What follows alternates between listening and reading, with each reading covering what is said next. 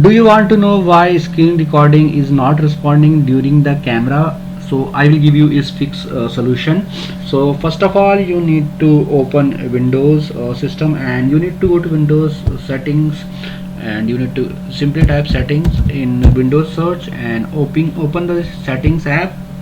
After that, you need to go to this privacy option, privacy or privacy GOTI. After that, you need to go to the left hand panel here, and you can see this camera option is showing. Just press on this camera, and after that you need to turn on this. If it is showing like this, allow apps to access your camera off, so turn this option on.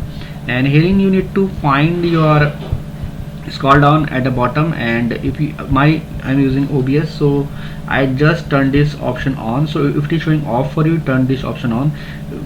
Whichever screen recorder using like Movavi or any other, so you need to see this app should be showing here, and you need to turn this option on, and now you will not get this error message, and you will be able to use camera as well in your screen recorder. So I hope friends, now you will be able to do these small changes in your system, and give the permission to the your screen recorder, and your camera will also work. So in case you find this video helpful, just hit on the like button, also subscribe my channel for my upcoming videos.